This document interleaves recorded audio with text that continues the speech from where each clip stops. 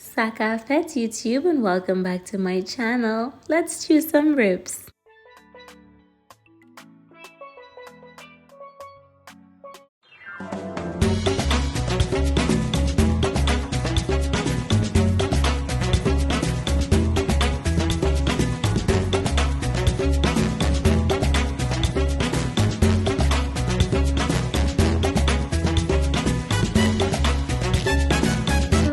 Darlings, it's so nice to have you back here in my kitchen, and today we're seasoning some ribs. I've got my ribs from the local butcher who's cut it in half for me, and I'm gonna add a little bit of oil, some salt, some turmeric powder. I'm also gonna put some other ingredients in there, but make sure to check down below for all of the seasonings that I'm using today. Once I've put all of my dried seasonings in, I'm also gonna go in and add in a generous amount of my homemade green seasoning. This recipe, I shared it a couple days ago on my page and you guys seem to love it so much, so feel free to check it out. It's so rich, so vibrant, and I added about 3 to 4 heaping tablespoons of that green seasoning.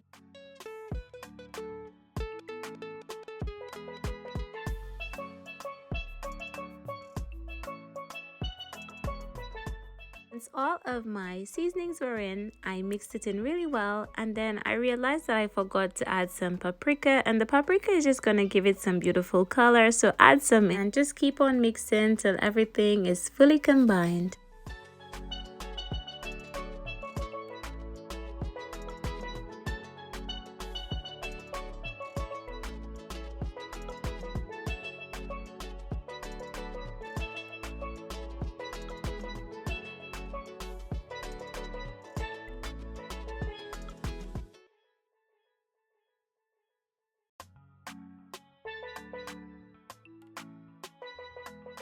At this point, I'm gonna transfer it to this bowl, which I'm gonna leave it to marinate in for about 2 hours, and this is literally it.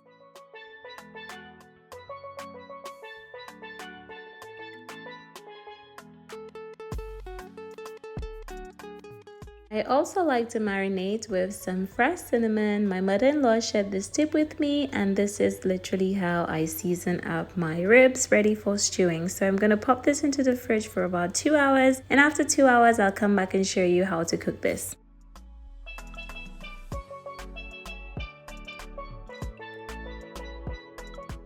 So it's been about 2 hours and it's time for us to cook our ribs. I've got my pot over there, my gorgeous pot that I love from Aldi. I've turned the heat on. I'm gonna add some oil in there, followed by some brown sugar, and I'm gonna let that caramelize, as this is what's gonna act as our browning for our stew today. You can use the bottle browning, but this authentic Caribbean way of making brown stew is what I'll be using. So you want this to caramelize beautifully. As you can see, I'm literally just letting the oil start to heat up a little bit more, and then the sugar is gonna start to melt and foam up to make that gorgeous browning.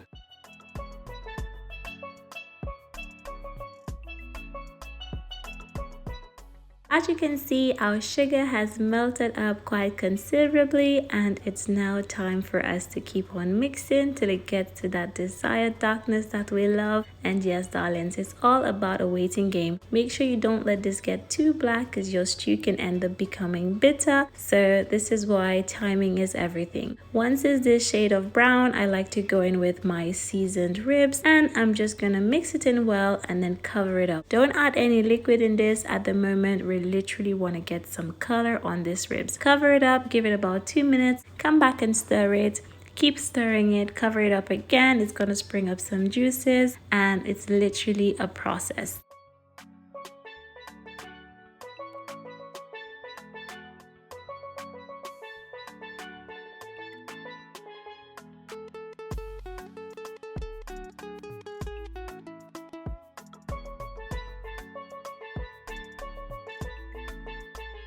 I'm just stirring it up for the first time, and oh my goodness, look at the color on these ribs. Whew, the bottled stuff could never. Gorgeous. I'm gonna cover it up once more, let it spring out some more juices, and at this point all you want to do is for these juices to dry up so that that stew flavor can really intensify before we're going with some liquid. Okay, mix it in, make sure it gets some color on all sides, and the next time I will show you it's all dried up, ready to add some tomato ketchup and some liquid to the same bowl that the ribs were seasoned in.